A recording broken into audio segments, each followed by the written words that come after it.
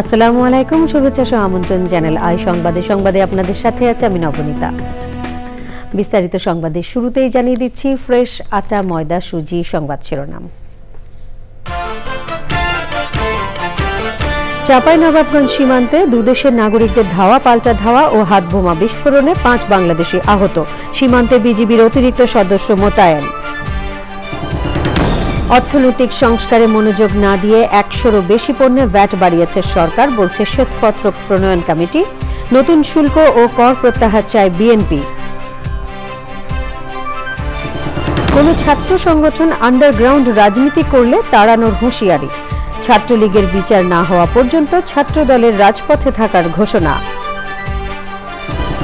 জুলাই ঘোষণাপত্র নিয়ে দল ও অংশীজনদের অভিমত চায় অন্তর্বর্তী সরকার, 23শে জানুয়ারি পর্যন্ত চিঠি দিয়ে জানানো যাবে মতামত। অবৈধ সম্পদ অর্জনের অভিযোগে বিএফআইইউর সাবেক প্রধান মাসুদ বিশ্বাসকে কারাগারে প্রেরণ, রোববার রিমান্ড আবেদন করবে দুদক। এবং ভোজ্য তেলের চাহিদা মেটাতে ওমেগা-3 সমৃদ্ধ তেলবীজ পেরিলা চাষে নতুন সম্ভাবনা, বাণিজ্যিক উৎপাদনে আমদানি নির্ভরতা কমানোর প্রত্যাশা।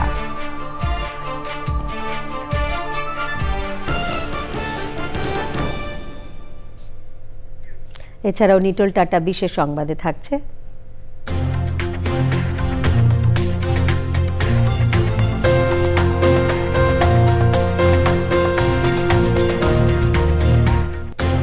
নবায়নযোগ্য জ্বালানি ব্যবহার বাড়াতে কুষ্টিয়ায় সাইকেল র্যালির খবর।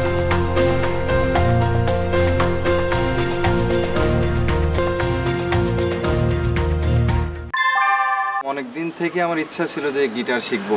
আমি যেহেতু স্টুডেন্ট, একবারে এতগুলো টাকাও ম্যানেজ করা সম্ভব হবে না।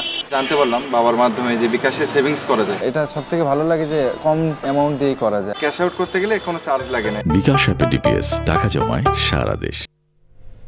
সংবাদ শিরোনামগুলো জানাচ্ছিলাম। এখনকার এই সংবাদ আয়োজন একই সঙ্গে চ্যানেল আর ইউটিউব চ্যানেল এবং চ্যানেল আর ওটিটি প্ল্যাটফর্ম আই স্ক্রিনে লাইভ স্ট্রিমিং হচ্ছে, যাচ্ছে পুরো সংবাদে। উচ্চ মূল্যস্ফীতির এই সময়েও অর্থনৈতিক সংস্কারে সরকারের মনোযোগ নেই মন্তব্য করে শ্বেতপত্র প্রণয়ন কমিটির প্রধান দেবপ্রিয় ভট্টাচার্য অভিযোগ করেন, উল্টো অবিবেচকের মতো 100-এরও বেশি পণ্যে ভ্যাট বাড়িয়েছে সরকার। শ্বেতপত্র নিয়ে আলোচনায় বিগত সরকারের আমলের অর্থনৈতিক দুর্নীতির পাশাপাশি ভবিষ্যৎ করণীয় নিয়ে কথা বলেন বক্তারা। পান্থ রহমান জানাচ্ছেন। শ্বেতপত্র প্রণয়ন কমিটির আয়োজনে সিম্পোজিয়ামের শিরোনাম শ্বেতপত্র এবং অতঃপর অর্থনৈতিক ব্যবস্থাপনা, সংস্কার ও জাতীয় বাজেট। খাতভিত্তিক বিশেষজ্ঞদের পাশাপাশি অংশ নেন ব্যবসায়ী, ভোক্তা আর ভুক্তভোগীরা। যে ঋণদাতার পকেট থেকে বার্ষিক উন্নয়ন কর্মসূচির মাধ্যমে টাকা দেশি এবং বিদেশি অ্যাকাউন্টে সুবিধাপ্রাপ্ত গোষ্ঠীর কাছে চলে গেছে। There are international prescriptions that do not work for Bangladesh. We have seen, our energy advisor said, pushback against the energy price rise. Yes, it's right. এখন আমরা এফোর্ড করতে পারবো না। আমলাতন্ত্র পাই, ব্যবসায়ীদের একটা অংশ পাই এবং আন্তর্জাতিক সংস্থা পাই, বিশ্ব bank, IMF, Asian development bank, এই সমস্ত প্রতিষ্ঠানগুলো যে ভাষায় অ্যাপ্রিসিয়েট করেছে গত সরকার, আউটস্ট্যান্ডিং গ্রোথ, আউটস্ট্যান্ডিং অ্যাচিভমেন্ট, এগুলি যারা ব্যবহার করেছেন তাদের তো দায়িত্ব নিতে হবে, কারণ তাদের এই সাপোর্টটা গত সরকারকে শক্তি জুগিয়েছে এই সমস্ত কাজ করার জন্য। বিগত সরকারের আর্থিক দুর্নীতি ও উত্তরণের উপায় নিয়ে কথা বলেন বেশিরভাগ বক্তা। আমরা দেখে আশ্চর্য হয়ে গেছি কিভাবে অবিবেচকভাবে ভ্যাট বৃদ্ধি করা হয়েছে। প্রাতিষ্ঠানিক সংস্কার, সংসদ থেকে আরম্ভ করে স্থানীয় সরকার পর্যন্ত যতখানি মনোযোগ পাচ্ছে, বাংলাদেশের অর্থনৈতিক ব্যবস্থাপনা ততখানি মনোযোগ পাচ্ছে না। আমরা 100টা ইকোনমিক জোনের গল্প এখন থেকে আর বলবো না। আমরা মেক শিওর করবো যে 5টাতে আমরা গ্যাস, ইলেকট্রিসিটি, পানি, রোড ইনফ্রাস্ট্রাকচার এই সবগুলাকে ইনভেস্টরদেরকে প্রোভাইড করতে পারি। এতটুকু করতে পারলে আসলে প্রাইভেট সেক্টর তাদের মতো করে জায়গা করে নেবে। তবে অর্থনৈতিক বৈষম্য দূর করতে সরকারের উদ্যোগ নিয়ে আগ্রহ সবার। আপনি এখন সংস্কার করতে যদি সচিবালয়ে যান, কোন পর্যায়ে সংস্কারটা হবে? আমি একজনের রুমে ঢুকলাম, যিনি চেয়ারে বসে আছেন, ওনাকে বদলাবো নাকি চেয়ারটা বদলাবো, নাকি চেয়ারের পিছনে যে তৈলাটা আছে ওইটা বদলাবো, দেয়ালের রং বদলাবো, পিলারটা বদলাবো, দরজা বদলাবো, নাকি স্ট্রাকচার বদলাবো, নাকি পুরাটা ভেঙে আবার নতুন করে করতে হবে? It's a design based problem. 1 কোটি প্রান্তিক জনগোষ্ঠীকে টিসিবি পণ্য সরবরাহ করা হয়। এটাকে যখন ডিজিটাইজ করেছি আমরা, তখন আমরা দেখেছি যে প্রায় 37 লক্ষ ভুয়া কার্ডধারী এখানে আছে। টিসিবির পণ্যের দাম কিছুটা বাড়িয়ে সুবিধাভোগীদের সংখ্যা বাড়ানোর পরিকল্পনার কথা জানান উপদেষ্টা। Panth Rahman, channel I, Dhaka. বিএনপি নেতারা বলেছেন, অন্তর্বর্তী সরকার অর্থনৈতিক ভিত্তি তৈরির দিকে মনোযোগ না দিয়ে শুল্ক ও কর আরোপ করেছে। তারা অভিযোগ করেছেন, সরকারের এই সমন্বয়হীনতা ও অদক্ষতা জনমানুষের দুর্ভোগ বাড়াচ্ছে। সরকারি কর্মকর্তা কর্মচারীদের মহার্ঘ ভাতা দেওয়ার সিদ্ধান্তের সমালোচনা করে বিএনপি নেতারা বলেছেন, এখনও সচিব পর্যায়ে তদবির বাণিজ্য বন্ধ করতে পারছে না অন্তর্বর্তী সরকার। মইনুল হাসান জানাচ্ছেন। দ্রব্যমূল্য বৃদ্ধি, শুল্ক ও কর নিয়ে বিএনপির অবস্থান বিষয়ে গুলশানে বিএনপির চেয়ারপারসন কার্যালয়ে সংবাদ সম্মেলন। বিএনপির নেতারা বলেছেন, জনগণের চাহিদা বিবেচনা না করে কর আরোপ করে সহজ উপায় বেছে নিয়েছে অন্তর্বর্তী সরকার। বিগত সরকারের লুটপাটের যে বাজেট, সেখান থেকে তারা সরে এসে তাদেরকে নিজস্ব একটা এই সময়ের জন্য যতদিন তারা থাকবে ক্ষমতায় একটা অন্তর্বর্তীকালীন বাজেট দেওয়া উচিত ছিল বলে আমি মনে করি। নতুন আরোপিত ভ্যাট ও কর অবিলম্বের প্রত্যাহার এবং ভ্যাটের হার না বাড়িয়ে আওতা বাড়ানোর দাবি জানান বিএনপির মহাসচিব। জনগণের চাহিদা বিবেচনায় আগামী বাজেট হওয়ার আহ্বান জানান তিনি। সরকার নীতি সুদহার বাড়িয়ে মুদ্রাস্ফীতি নিয়ন্ত্রণের চেষ্টা করছে, কিন্তু বাংলাদেশের মতো দেশে শুধু নীতি সুদহার বাড়িয়ে মুদ্রাস্ফীতি নিয়ন্ত্রণ করা সম্ভব নয়। একদিকে নীতি সুদহার বাড়ানো, অন্যদিকে ভ্যাট বাড়ানো হচ্ছে। বলা বাহুল্য, এতে একদিকে যেমন অর্থনৈতিক প্রবৃদ্ধি কমবে, অন্যদিকে মুদ্রাস্ফীতি বাড়বে। জনগণের কাছ থেকে সহজ পন্থায় পরোক্ষ কর আদায় করে রাজস্ব বৃদ্ধির এনবিআর এর অযৌক্তিক পরামর্শ জাতীয় স্বার্থ বিরোধী। এছাড়া কর ফাঁকি রোধ করে কর প্রশাসনের উন্নতি করেও রাজস্ব আয় বাড়ানো যায়। বর্তমান পরিস্থিতিতে মহার্ঘ ভাতা বাড়ানোর সিদ্ধান্ত বাড়াবাড়ি বলে সমালোচনা করেন বিএনপির মহাসচিব। আপনার মহার্ঘ ভাতা তো কিছুটা ইনফ্লেশন বাড়াবে, কিন্তু সাধারণ মানুষের তাদের তো আপনার কোনো আয় বাড়ছে না, এটা একটা সমস্যা। তো জবাবদিহিতা নিশ্চিত করলে আপনার অনেক সমস্যাই সমাধান হয়ে যায়। সংবাদ সম্মেলনে জনকল্যাণমূলক বিভিন্ন কর্মসূচি গ্রহণ ও দ্রুত নির্বাচন দিতে সরকারকে তাগিদ দেন বিএনপির নেতারা। Monirul Hasan, channel I, Dhaka. BNP chairperson ও সাবেক প্রধানমন্ত্রী বেগম খালেদা জিয়ার জন্য দোয়া চেয়েছেন তার ছেলে তারেক রহমান। লন্ডন ক্লিনিকে প্রবেশ করার আগে সেখানে অবস্থানরত সাংবাদিকদের মাধ্যমে সবার কাছে মায়ের সুস্থতার জন্য দোয়া চান বিএনপির ভারপ্রাপ্ত চেয়ারম্যান। সে সময় তাঁর সহধর্মিণী ডাক্তার জুবায়দা রহমানও সঙ্গে ছিলেন। 8ই জানুয়ারি লন্ডন ক্লিনিক হাসপাতালে ভর্তি হন বেগম খালেদা জিয়া। তার বেশ কিছু পরীক্ষা নিরীক্ষা করা হয়েছে, সেগুলোর রিপোর্ট পাওয়ার পর পরবর্তী চিকিৎসার ব্যাপারে সিদ্ধান্ত নেবেন চিকিৎসকরা। মায়ের কথা যখন বললেন, স্বাভাবিক দেশবাসীর কাছে তো একটাই বলবো, উনি দেশের নেত্রী, কাজেই দেশবাসীর কাছে অনুরোধ জানাবো সন্তান হিসেবে ওনার জন্য দোয়া করার জন্য। চাঁপাইনবাবগঞ্জ সীমান্তে আম গাছ কাটাকে কেন্দ্র করে দুদেশের নাগরিকদের মধ্যে ধাওয়া পাল্টা ধাওয়া ও বোমা বিস্ফোরণে 5 বাংলাদেশি কৃষক আহত হয়েছেন। স্থানীয়রা অভিযোগ করেছেন, ভারত সীমান্ত থেকে ছোড়া হাত বোমা বিস্ফোরণে ওই 5 জন আহত হন। পরিস্থিতি নিয়ন্ত্রণে ঘটনাস্থলে অতিরিক্ত বিজিবি সদস্য মোতায়েন করা হয়েছে। আশরাফুল ইসলাম রঞ্জুর পাঠানো তথ্য, ভিডিও চিত্রে আরও জানাচ্ছেন সুব্রত গাইন।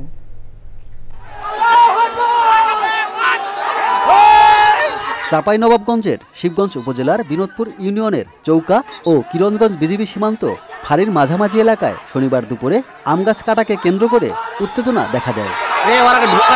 স্থানীয়রা জানিয়েছেন, দুপুরে সীমান্তে শূন্যরেখার পাশে বাংলাদেশের ভেতরে গম কাটতে গিয়েছিলেন চাষিরা। সে সময় উত্তেজনা দেখা দিলে ভারতীয়রা বাংলাদেশের ভেতরের কয়েকটি আম গাছ কেটে ফেলেন। এ নিয়ে বাংলাদেশ ও ভারতের নাগরিকদের মধ্যে ধাওয়া পাল্টা ধাওয়া হয়। সে সময় টিয়ার শেল ও হাতবোমা বিস্ফোরণে 5 বাংলাদেশি কৃষক আহত হয়েছেন বলে জানিয়েছেন চাঁপাইনবাবগঞ্জের মহানন্দা 59 বিজিবি। ভারতের পাবলিক বাংলাদেশে এসে বোরে বাগান, আম গাছ, ফসল পানি সবকিছু নষ্ট করে দেয়।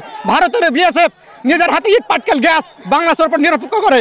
বিএসএফ ইট কুল টিয়ার শেল সবই চালাচ্ছে। আমাদের বিজিবির একজনের আঙুল ফেটে গেছে, আর যে জ্বালাতে আমরা থাকতে পারছি না। খুব আমাদের উপরে অনেক অত্যাচার হচ্ছে। কখনো বাংলাদেশের মাটিতে তারাকে ঢুকতে দেবো না। আমরা যতটুকু রক্ত দিয়ে আমার দেশ স্বাধীন করেছি, এই দেশকে আমরা কখনোই ব্যবহৃত দিতে পারবো না। ভারতকে আমরা দেবো না, 1 ইঞ্চি মাটিও আমরা ছেড়ে দেবো না। পরিস্থিতি নিয়ন্ত্রণে ঘটনাস্থলে বিজিবির অতিরিক্ত সদস্য মোতায়েন করা হয়েছে। সম্প্রতি চৌকা সীমান্তে বিএসএফের কাঁটাতারের বেড়া নির্মাণ নিয়ে উত্তেজনা দেখা দেয়। সে সময় চৌকা সীমান্তে বিজিবি ও বিএসএফের মধ্যে ব্যাটালিয়ন কমান্ডার পর্যায়ের পতাকা বৈঠক হয়। Subrata Gain, channel I. July ঘোষণাপত্র নিয়ে সর্বদলীয় সংলাপের পরবর্তী কর্মপন্থা হিসেবে গণঅভ্যুত্থানে অংশ নেওয়া রাজনৈতিক দলসহ সব অংশীজন থেকে অভিমত নিচ্ছে অন্তর্বর্তী সরকার। প্রধান উপদেষ্টার প্রেস উইং জানিয়েছে, প্রধান উপদেষ্টার কার্যালয়ের ঠিকানায় উপদেষ্টা মাহফুজ আলম বরাবর যে কেউ চিঠি দিয়ে তাদের মতামত জানাতে পারবেন। আগামী 23শে জানুয়ারি পর্যন্ত চিঠি দিয়ে অভিমত জানানো যাবে। অভিমতগুলো পর্যালোচনা করে একটি সংশোধিত সর্বজন গ্রাহ্য ঘোষণাপত্র প্রস্তুত করা হবে এবং জনগণের উপস্থিতিতে তা শিগগিরই ঘোষণা করা হবে বলে জানিয়েছে প্রেস উইং। জ্ঞাত আয় বহির্ভূত সম্পদ অর্জনের অভিযোগে মামলায় গ্রেফতার বাংলাদেশ ফিনান্সিয়াল ইন্টেলিজেন্স ইউনিট BFIUর সাবেক প্রধান মাসুদ বিশ্বাসকে কারাগারে পাঠানো হয়েছে। জিজ্ঞাসাবাদের জন্য রোববার তাকে আদালতে তুলে 5 থেকে 10 দিনের রিমান্ড চাইবে দুদক। কমিশন জানিয়েছে, বিভিন্ন দুর্নীতির অভিযোগে যাদের বিরুদ্ধে মামলা হয়েছে তাদের সবাইকেই একে একে গ্রেফতার করা হবে। রোকসানা আমিন জানাচ্ছেন। অর্থপাচার ঠেকানোর দায়িত্ব রাষ্ট্রের যে সংস্থার ওপর, সেই বাংলাদেশ ফাইন্যান্সিয়াল ইন্টেলিজেন্স ইউনিট BFIUর সাবেক প্রধান মাসুদ বিশ্বাসকে গ্রেপ্তার করা হয়েছে অবৈধ সম্পদের মামলায়। প্রায় 2 কোটি টাকার জ্ঞাত আয় বহির্ভূত সম্পদ অর্জনের অভিযোগে 2রা জানুয়ারি মাসুদ বিশ্বাসের বিরুদ্ধে মামলা করে দুদক। গত রাতে মিরপুর এলাকা থেকে তাকে গ্রেপ্তার করে ডিবি। পরে দুদকের প্রধান কার্যালয়ে নেওয়া হয় মাসুদ বিশ্বাসকে। এ বিষয়ে বিস্তারিত তুলে ধরেন দুদকের বিশেষ তদন্ত সেলের মহাপরিচালক। আমরা গতকাল ডিএমপির সহযোগিতায় তাকে আমরা গত রাত্রে গ্রেফতার করি মিরপুর থেকে। তিনি তার স্বীয় ক্ষমতার অপব্যবহার করে আয়ের সাথে অসঙ্গতিপূর্ণ প্রায় 2 কোটি টাকার সম্পদ অর্জন করায় যে মামলাটা আমরা রুজু করেছি, সেই মামলায় তাকে গ্রেফতার করেছি। যাদের বিরুদ্ধে আমরা মামলা দায়ের করছি তারা হয় জেলে থাকবে, না হয় বেলে থাকবে। অর্থাৎ যাদের বিরুদ্ধে আমরা মামলা রুজু করছি প্রত্যেকেরই আমরা এরকম গ্রেফতারের জন্য প্রচেষ্টা চালাবো, কেউ বাইরে থাকবে না। কমিশনের ডিজি জানিয়েছেন, দুদকের অনুসন্ধানে ঢাকার বিভিন্ন স্থানে মাসুদ বিশ্বাসের নামে জমি ও ফ্ল্যাট থাকার তথ্য মিলেছে। তদন্তে তা খতিয়ে দেখা হবে। সেটা আমরা 5 থেকে 10 দিন চাইবো আর কি। তারপরে আমরা তাকে ব্যাপকভাবে জিজ্ঞাসাবাদ করব। আর ইতিমধ্যে যে মামলা রুজু হয়েছে সেটার আইও নিয়োগ হয়েছে। আইও এটা থরলি আপনার তদন্ত কার্যক্রম পরিচালনা করবে। তার বিরুদ্ধে আরও অনেক কিছু অভিযোগ আছে। এই অভিযোগগুলির তার কাছ থেকে বক্তব্য নেয়ার জন্যই তাকে মূলত রিমান্ডে চাওয়া। অনিয়ম দুর্নীতির অভিযোগ পাওয়ার পর গত বছরের 25শে সেপ্টেম্বর মাসুদ বিশ্বাসের বিরুদ্ধে অনুসন্ধান শুরু করে দুদকের উপপরিচালক গুলশান আনোয়ার প্রধানের নেতৃত্বে 4 সদস্যের একটি দল। মাসুদ বিশ্বাসের বিদেশ যাত্রা ঠেকাতে 3রা অক্টোবর পুলিশের স্পেশাল ব্রাঞ্চে চিঠি পাঠায় দুদক। রোকসানা আমিন, চ্যানেল আই, ঢাকা। আওয়ামী লীগ সরকারের সময় অগণতান্ত্রিক কর্মকাণ্ডের বিরুদ্ধে ঢাকা বিশ্ববিদ্যালয়ে আন্দোলন করার কারণে গুম ও রিমান্ডে নির্যাতনের শিকার হওয়ার পাশাপাশি জেল খাটতে হয়েছিল বলে জানিয়েছেন সে সময়ের বৈষম্য বিরোধী ছাত্র আন্দোলনের লিয়াজো কমিটির সদস্য আকরাম হোসেন। চ্যানেল আইকে তিনি জানান, বুয়েটের আবরার ফাহাদ হত্যা এবং 2021-এ নরেন্দ্র মোদীর বাংলাদেশে আগমনের প্রতিবাদের কারণে তাকে নির্যাতনের শিকার হতে হয়েছে। রাজনীতিবিদদের জেল জীবন নিয়ে মাসরুর শাকিলের শনিবারের বিশেষ প্রতিবেদনে আজ থাকছে বৈষম্য বিরোধী আন্দোলনের লিয়াজো কমিটির অন্যতম সদস্য আকরাম হোসেনের কথা। যদি কোন ছাত্রকে আবু বকরের মতো নির্যাতনের শিকার হতে হয়, 2018 সালে ডাকসু নির্বাচনে অংশগ্রহণ, 2019-এ বুয়েটে আবরার ফাহাদ হত্যার প্রতিবাদ ও পরে ভারতের প্রধানমন্ত্রী নরেন্দ্র মোদীর ঢাকা আগমনের প্রতিবাদে ছাত্র অধিকার পরিষদের সাধারণ সম্পাদক হিসেবে আন্দোলনের নেতৃত্ব দিতে গিয়ে আওয়ামী সরকারের রোষানলে পড়েছিলেন বলে জানালেন ঢাকা বিশ্ববিদ্যালয়ের সমাজবিজ্ঞান বিভাগের শিক্ষার্থী আকরাম হোসেন। প্রথমবার রিমান্ডের থেকে আমার সেকেন্ডবার যখন আমি অ্যারেস্ট হই 2022 সালে আবরার ফাহাদের স্মরণ সভা থেকে ঢাকা বিশ্ববিদ্যালয়, সেখানে আমার সাথে ঢাকা বিশ্ববিদ্যালয়ের আরও 24 জন ছাত্রনেতা অ্যারেস্ট হয়। তখন কিন্তু বর্তমান যে উপদেষ্টা আসিফ মাহমুদ তিনি কিন্তু অ্যারেস্ট ছিলেন আমার সাথে। এবং সেখানে আমরা আমাকে প্রথমে ছাত্রলীগ একবার মারে হলো রাজভাস্করদের সামনে, ওইখান থেকে আমরা ট্রিটমেন্ট নিতে যাই মেডিকেলে। মেডিকেলের ইমার্জেন্সি থেকে এসে আমাদের অ্যারেস্ট করা হয়, মানে মারতে মারতে অ্যারেস্ট করেছে, মানে তুলে নিয়ে এসে শাহবাগ থানায় আনলো। এসি বাহাউদ্দিন প্রচণ্ডভাবে তার বুট জুতা এগুলো দিয়ে আমার বাম পায়ে বড় একটা ফ্র্যাকচার হয়ে যায়, আমার বাম পা হাতে প্রচণ্ড লেভেলের ওইখানে টর্চার করে। রমজান মাসে গ্রেপ্তার হওয়ায় ছাত্র বয়সে জেলখানায় পরিবারবিহীন একাকী দুটো ঈদ পালনের দুঃসহ অভিজ্ঞতা হয়েছে তার। দুইটা ঈদ আমাকে জেলে করতে হয়েছে, রমজানের ঈদ, কোরবানের ঈদ। এই দুইটা দিন হলো আমার সবচেয়ে খারাপ লেগেছে। জেলে আমাদের ঈদের দিন ফোন কল করতে দেয়, তখন যেহেতু করোনা 2 মিনিট, মানে কেউ এসে সাক্ষাৎ করতে পারে 2 মিনিট করে। এই 2 মিনিটে আমাদের ফ্যামিলিগুলার যে কান্না এবং ওই ফোন কল সেন্টারে আমার কাছে মনে হচ্ছে যদি এই কান্নার যে বর্ণনা এটা যদি কোনো সাহিত্যিক ভাষা, এটা খুবই মানে কারবালার কাহিনীর মতো হতে পারে। সরকারের বিরুদ্ধে কোটা থেকে বৈষম্য বিরোধী আন্দোলনে নারীদের ব্যাপক অংশগ্রহণ ও মত পথের ঊর্ধ্বে উঠে ঐক্য ধরে রাখতে পর্দার আড়ালে থেকে কাজ করেন আকরাম। আমাদের এই যে একটা সার্কেল গড়ে উঠলো ঢাকা কলেজের, নটরডেম কলেজের, বিভিন্ন মাদ্রাসার ফার্স্ট ইয়ারে, এই সার্কেলটাই কিন্তু পরবর্তীতে এই পলিটিক্স শেপিং বলেন, এই গণঅভ্যুত্থান বলেন, আপনি দেখেন এই গণঅভ্যুত্থানে নাহিদ, সার্জিস, হাসনাত, সবাই কিন্তু আমরা একই ব্যাচের। এমন না যে হুট করে আমাদের দেখা হয়েছে। এই গণঅভ্যুত্থানে আপনি প্রথম সারির এবং এরপরে যারা কাজ করেছে সবাই আমরা খুব অ্যাক্টিভলি দেখেছি। আমরা ডে 1 থেকে কি খুব ভালোভাবে ওয়ার্ক করতাম এবং আমাদের ওই ব্যাচের বন্ডিংটা হওয়াতে ওই ব্যাচটাই ক্যাম্পাসে পরবর্তীতে 18 সালে যে কোটা বিরোধী আন্দোলন, কোটা সংস্কারের যে আন্দোলন হলো, ডাকসু নির্বাচন হলো, সব জায়গাতে এই ব্যাচটা একটা গুরুত্বপূর্ণ ভূমিকা রাখে। আকরামের আশা, ফ্যাসিস্ট শেখ হাসিনা ও আওয়ামী লীগ মুক্ত গণতান্ত্রিক বাংলাদেশের নতুন অভিযাত্রায় সব রাজনৈতিক দল মতের মধ্যে কার্যকর ঐক্যমত্য দীর্ঘস্থায়ী হবে। মাসুর শাকিল, চ্যানেল আই, ঢাকা।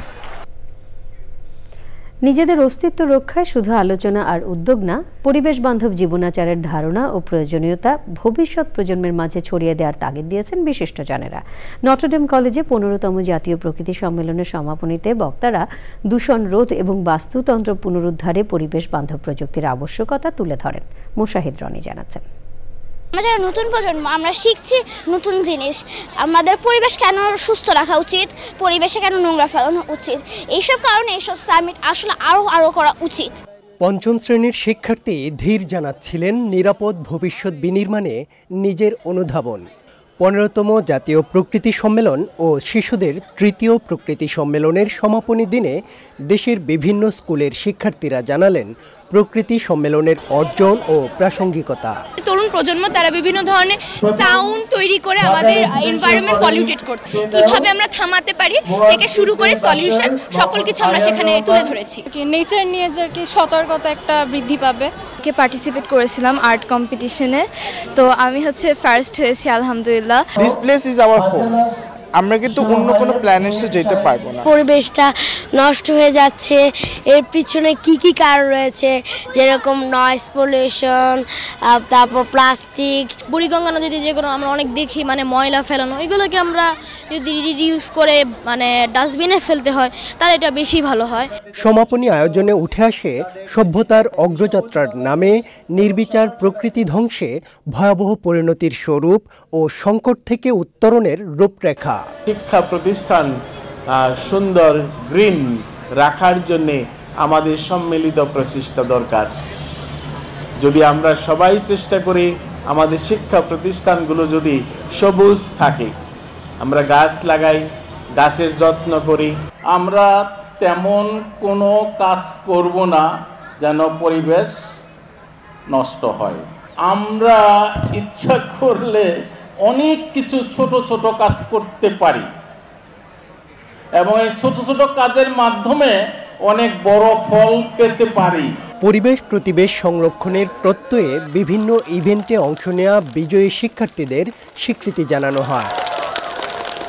আয়োজনের সহযোগী পরিবেশ অধিদপ্তর, IUCN, বন অধিদপ্তর এবং প্রকৃতি ও জীবন ফাউন্ডেশন সহ 12টি প্রতিষ্ঠান। সম্মেলনের media partner channel I. Moshahid Roni, channel I, Dhaka. দেশে দিন দিন বাড়ছে ভোজ্য তেলের চাহিদা। প্রয়োজনের তুলনায় উৎপাদন কম হওয়ায় বাড়ছে আমদানি ব্যয়।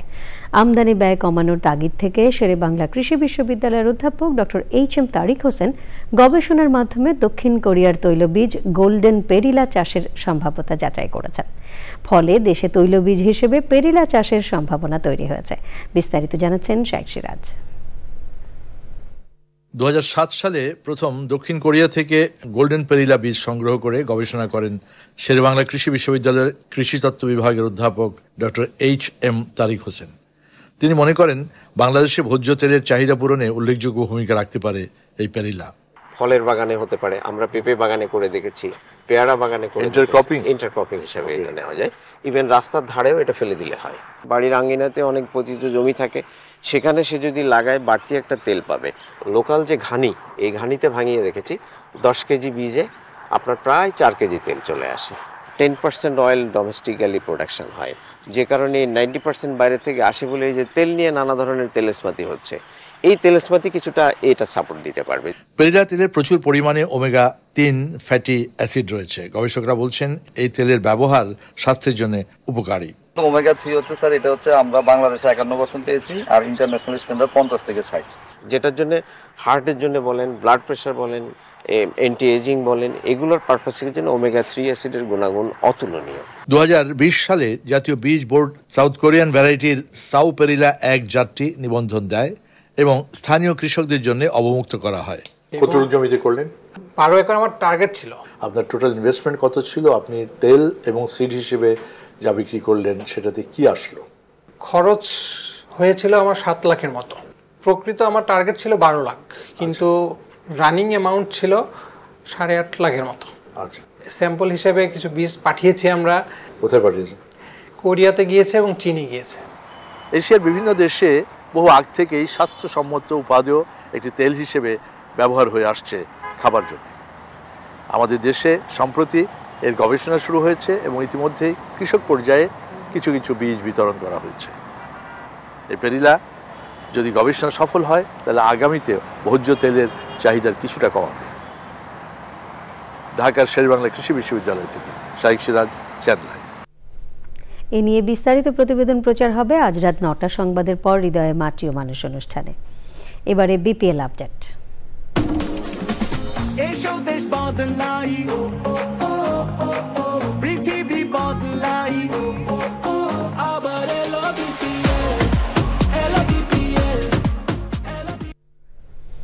একদিন বিরতি দিয়ে রোববার মাঠে আবারও ফিরছে বিপিএল সিজন 11-এর চট্টগ্রাম পর্ব। হোস্ট টিম চিটাগং কিংস আর তামিমের ফরচুন বরিশালের ম্যাচ শুরু দুপুর 1:30টায়। সন্ধ্যায় খুলনা টাইগার্সের প্রতিপক্ষ দুর্বার রাজশাহী। শনিবার ম্যাচের ভেন্যু চট্টগ্রামের জহুর আহমেদ চৌধুরী স্টেডিয়ামে প্রস্তুতিতে ব্যস্ত সময় পার করেছেন ক্রিকেটাররা। বিল্লাল হোসেনের ভিডিও চিত্রে চট্টগ্রাম থেকে আদিল আহমেদ শান জানাচ্ছেন। টানা ম্যাচ খেলার ধকল কাটাতে শনিবার ছিল বিরতির দিন। এর মধ্যে সকালে অনুশীলনের মাধ্যমে পরের ম্যাচের প্রস্তুতি সেরেছে ডিফেন্ডিং চ্যাম্পিয়ন ফরচুন বরিশাল। অনুপস্থিত ছিলেন চট্টগ্রামের ছেলে ক্যাপ্টেন তামিম ইকবাল। এবারের আসরে রান না পাওয়া মুশফিক ব্যাটের খরা কাটাতে ঘাম ঝরালেন। পরের ম্যাচে প্রতিপক্ষ চিটাগং কিংসের স্পিনারদের সামলাতে বিশেষ অনুশীলন রিশাদ মাহমুদুল্লাহ ও নবীদের। ইংলিশ ব্যাটার ডেভিড মালানো ছিলেন। সত্যি অন্য যে কোনো বারের চেয়ে এবারের উইকেট দুর্দান্ত, যা বাংলাদেশের ক্রিকেটের জন্য ইতিবাচক। ঘরোয়া ক্রিকেটে বাংলাদেশের এই উন্নতি আন্তর্জাতিক ক্রিকেটে কাজে লাগবে। অধিনায়ক হিসেবে তামিম যেমন অভিজ্ঞ, তেমনি লোকাল ক্রিকেটারদের কোথায় কাজে লাগাবে তা ভালো জানে। বরিশাল দলটা ভালো শেপে আছে, যা আমাদের জয়ে গুরুত্বপূর্ণ ভূমিকা রাখছে। ম্যাচের আগের দিন অনুশীলন রাখেনি হোস্ট চিটাগং কিংস, তবে দুর্বার রাজশাহীর বিপক্ষে ম্যাচকে সামনে রেখে সিরিয়াস অনুশীলনে খুলনা টাইগার্স। টানা 4 পরাজয়ের পর প্লে অফের লড়াইয়ে টিকে থাকতে জয়ের খোঁজে মিরাজ ইমরুলরা। আমাদের হাতে এখন অপরচুনিটি আছে, আমরা যদি সবগুলো ম্যাচ ভালোভাবে জিততে পারি ডেফিনেটলি আমরা কোয়ালিফাই করব। একটা জাস্ট মোমেন্টাম লাগে, যেটা আমাদের এই মুহূর্তে হয় নাই লাস্ট 4টা ম্যাচে, এবং আমরা চেস করতে গিয়ে আমরা লুজ করেছি। তা মনে হয় যে যদি আমাদের স্ট্র্যাটেজিটা চেঞ্জ করি আমরা হয়তো বা ডিফারেন্ট কোনো রেজাল্ট আসবে ইনশাআল্লাহ। টানা 8 জয়ে প্লে অফ নিশ্চিত করে যেমন নির্ভর রংপুর রাইডার্স, তেমনি 8 ম্যাচের 7টি হেরে জুলাই নিশ্চিত ঢাকা ক্যাপিটালসের। বাকি 5টি দলই আছে প্লে অফের লড়াইয়ে। একদিনের বিরতি দিয়ে চট্টগ্রাম কিংস এবং ফরচুন বরিশালের ম্যাচ দিয়ে জহুর আহমেদে আবারও মাঠে গড়াবে বিপিএলের মাঠের লড়াই। প্লে অফের সমীকরণটাও জমে উঠেছে বেশ। তাই তো ঐচ্ছিক অনুশীলনে সবচেয়ে বেশি সিরিয়াস দেখা গেল ডিফেন্ডিং চ্যাম্পিয়ন ফরচুন বরিশালকে। অনুশীলনে কোনো কমতি রাখেননি মুশফিক, তাইজুল, রিশাদরা। জহুর আহমেদ চৌধুরী স্টেডিয়াম থেকে আদিল আহমেদ শান, চ্যানেল আই, চট্টগ্রাম। এরই সাথে সংবাদে নিয়ে নিচ্ছে খানিকক্ষণের বিরতি। আর বিরতির পর অন্যান্য সংবাদের সাথে জানিয়ে ফিরব। বিরতির পর আমন্ত্রণ আরও একবার। নৌ পরিবহন, শ্রম ও কর্মসংস্থান উপদেষ্টা অবসরপ্রাপ্ত ব্রিগেডিয়ার সাখাওয়াত হোসেন বলেছেন, নৌপথে অটোমেটিক আইডেন্টিফিকেশন সিস্টেম চালু করতে চায় সরকার। এটি চালু হলে নদীতে ডাকাতি এবং নৌপথে নিরাপত্তা বৃদ্ধি পাবে। ভোলার কয়েকটি প্রকল্প উদ্বোধনীতে তিনি বলেন, চোরদের আগামী নির্বাচনে ভোট দেওয়ার ব্যাপারে জনগণকে সচেতন থাকতে হবে। ভোলা প্রতিনিধি রাশেদ হারুনের পাঠানো তথ্য ও ভিডিও চিত্রে জাকিয়া আক্তারের ডেস্ক রিপোর্ট। শনিবার ভোলার দৌলত খান তজুমুদ্দিন মনপুরা চরফ্যাশন উপজেলার কয়েকটি অত্যাধুনিক নৌবন্দর স্থাপন ও চলমান কাজের অগ্রগতি ও বিচ্ছিন্ন কলাতলী ইউনিয়নের ঢালচরের নবনির্মিত ঢালচর লঞ্চঘাট উদ্বোধন করেন নৌ পরিবহন, শ্রম ও কর্মসংস্থান উপদেষ্টা অবসরপ্রাপ্ত ব্রিগেডিয়ার সাখাওয়াত হোসেন। উদ্বোধন শেষে স্থানীয় বাসিন্দাদের সঙ্গে শুভেচ্ছা ও মতবিনিময় সভায় নদীতে ডাকাতি এবং নিরাপত্তা নিয়ে অন্তর্বর্তী সরকারের পরিকল্পনা নিয়ে কথা বলেন। এগুলো নিয়ে নৌ পুলিশ বাড়ানো হচ্ছে, নৌ পুলিশের জলযান কেনার পরিকল্পনা হচ্ছে। একই সাথে কোস্টগার্ডের স্ট্রেংথ বাড়াবার কথা আমরা বলবো, যাতে কোস্টগার্ড যা আছে এখন তার থেকে যেন বেশি থাকে। তো এখন ব্যাপার হচ্ছে আমাদের নৌপথ খুব বিশাল, অনেক বড় নৌপথ।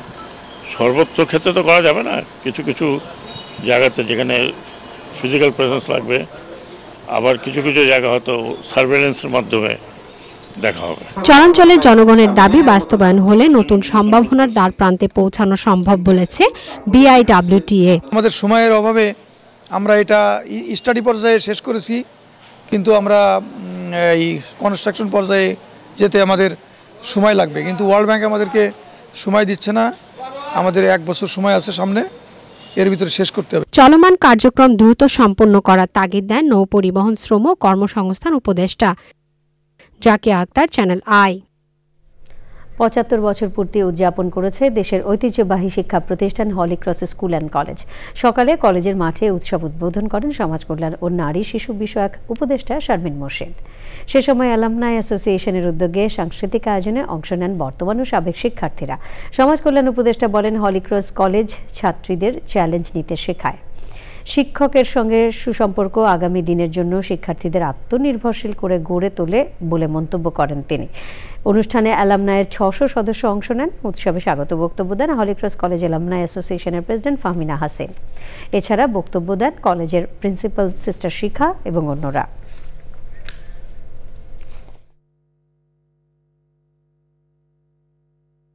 যেই দায়িত্ব নির্বাচন নিয়ে আসবেন তারা 5 বছরের জন্য অন্তর্বর্তীকালীনই বটে।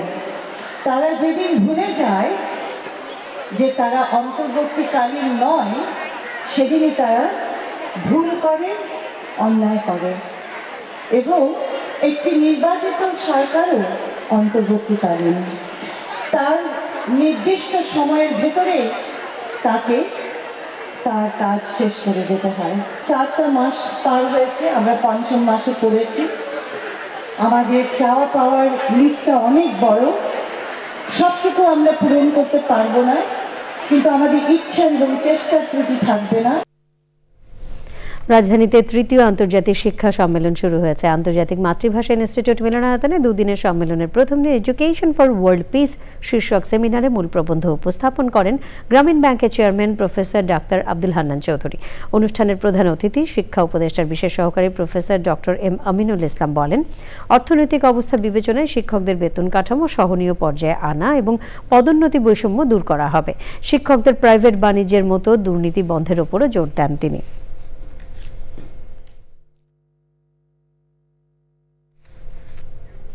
কলকাতার আরজি কর মেডিকেলে চিকিৎসকের ধর্ষণ ও হত্যা ঘটনায় অভিযুক্ত সিভিক ভলান্টিয়ার সঞ্জয় রায়কে দোষী সাব্যস্ত করেছেন দেশটির আদালত।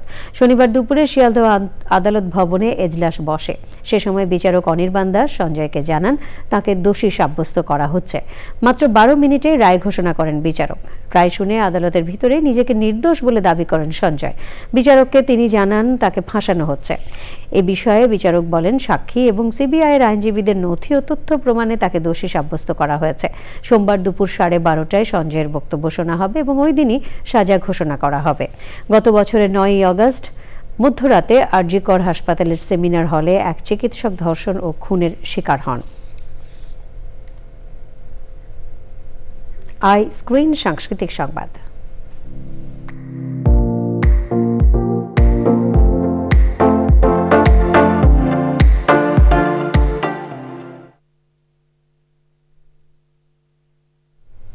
বিনোদনের দুনিয়া ওটিটি প্ল্যাটফর্ম আই স্ক্রিন দর্শকদের জন্য এবার আই স্ক্রিন নিয়ে আসছে সাকিব খান অভিনীত সিনেমা দরদ।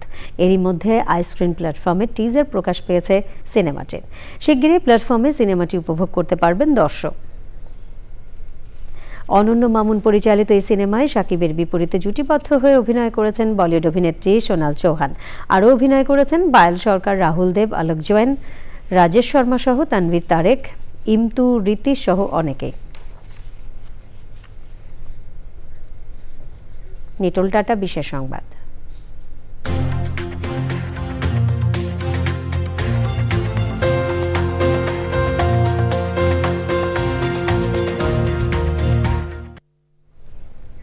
নবায়নযোগ্য জ্বালানি ব্যবহারের অভ্যাস গড়বে কার্বন মুক্ত ভবিষ্যৎ স্লোগানে কুষ্টিয়ায় প্যাডেল ফর জিরো এমিশন নামে সাইকেল র্যালি হয়েছে। জেলা প্রশাসনের উদ্যোগে এবং রিনিউ অর্থের সহযোগিতায় র্যালি উদ্বোধন করেন কুষ্টিয়ার জেলা প্রশাসক মোহাম্মদ তৌফিকুর রহমান।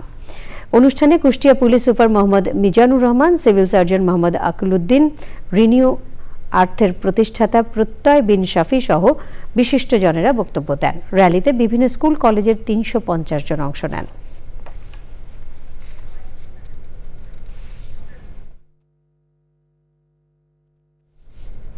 পূবালী ব্যাংক বাণিজ্য সংবাদ।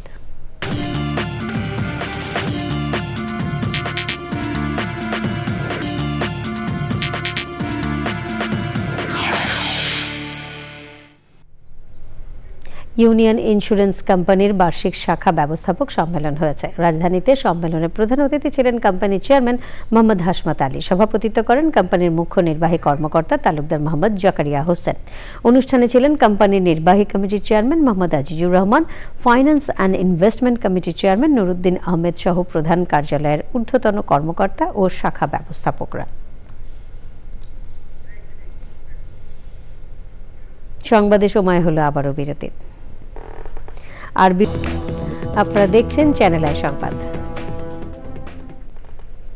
কোনো ছাত্র সংগঠন আন্ডারগ্রাউন্ড রাজনীতি করলে ফ্যাসিস্টদের মতো তাদের তাড়ানো হবে বলে জানিয়েছে ছাত্রদল নেতারা। নিষিদ্ধ সংগঠন ছাত্রলীগের বিচার না হওয়া পর্যন্ত মার্চ ফর জাস্টিস রাজপথে নেমে আসবে বলে হুঁশিয়ারি দেন তারা। কেন্দ্রীয় শহীদ মিনারে মার্চ ফর জাস্টিসের কর্মসূচিতে এসব কথা বলেন ছাত্রনেতারা।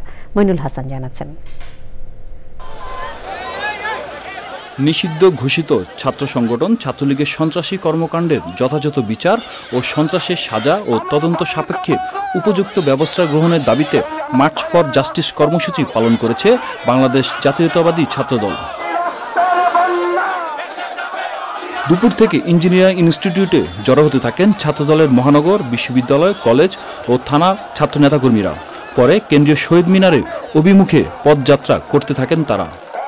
শহীদ মিনারে আয়োজিত সমাবেশে ছাত্র নেতারা বলেন, আওয়ামী লীগ দোসরদের নির্মূল করা না গেলে জুলাই গণ অভ্যুত্থানের স্পিরিট নষ্ট হয়ে যাবে।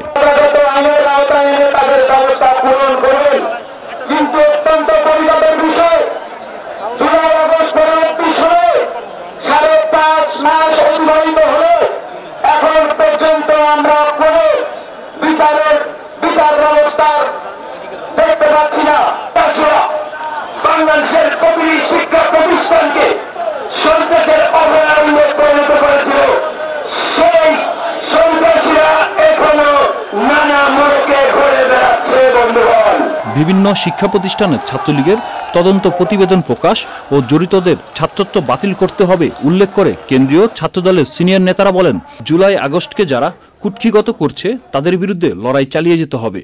একটি গণতান্ত্রিক পরিবেশ নিশ্চিত করার জন্য বাংলাদেশ জাতীয়তাবাদী ছাত্রদল সাধারণ শিক্ষার্থীদেরকে বাংলাদেশ জাতীয়তাবাদী ছাত্রদলের রাজনীতির অংশীদারিত্ব করার জন্য আপ্রাণ চেষ্টা করছে। ছাত্রলীগের বিচার যে পর্যন্ত সম্পন্ন না হবে, যে পর্যন্ত ফ্যাসিবাদের সাথে যারা জড়িত ছিল, সকল ফ্যাসিবাদের সাথে যারা জড়িত ছিল, তাদের বিচার যতদিন সুনিশ্চিত না হবে, ততদিন বাংলাদেশ জাতীয়তাবাদী আজকে মার্চ ফর জাস্টিসের ন্যায় রাজপথে অবস্থান গ্রহণ করবে। ছাত্রলীগের নেতাকর্মীদের গ্রেপ্তারের দাবি জানানো হয় কর্মসূচি থেকে। মনির হাসান, চ্যানেল আই, ঢাকা। এবার খেলার খবর। সবশেষে ফ্রেশ আটা, ময়দা, সুজি সংবাদ শিরোনামগুলো জানিয়ে দিচ্ছি আরও একবার। চাঁপাইনবাবগঞ্জ সীমান্তে দুদেশের নাগরিকদের ধাওয়া পাল্টা ধাওয়া ও হাত বোমা বিস্ফোরণে 5 বাংলাদেশি আহত। সীমান্তে বিজিবির অতিরিক্ত সদস্য মোতায়েন। অর্থনৈতিক সংস্কারে মনোযোগ না দিয়ে 100-এরও বেশি পণ্যে ভ্যাট বাড়িয়েছে সরকার, বলছে শ্বেতপত্র প্রণয়ন কমিটি। নতুন শুল্ক ও কর প্রত্যাহার চায় বিএনপি। কোন ছাত্র সংগঠন আন্ডারগ্রাউন্ড রাজনীতি করলে তাড়ানোর হুঁশিয়ারি। ছাত্রলীগের বিচার না হওয়া পর্যন্ত ছাত্র দলের রাজপথে থাকার ঘোষণা। জুলাই ঘোষণাপত্র নিয়ে দল ও অংশীজনদের অভিমত চায় অন্তর্বর্তী সরকার। 23শে জানুয়ারি পর্যন্ত চিঠি দিয়ে জানানো যাবে মতামত। অবৈধ সম্পদ অর্জনের অভিযোগে বিএফআইইউর সাবেক প্রধান মাসুদ বিশ্বাসকে কারাগারে প্রেরণ। রোববার রিমান্ড আবেদন করবে দুদক। এবং ভোজ্য তেলের চাহিদা মেটাতে ওমেগা-3 সমৃদ্ধ তেল বীজ পেরিলা চাষের নতুন সম্ভাবনা। বাণিজ্যিক উৎপাদনে আমদানি নির্ভরতা কমানোর প্রত্যাশা।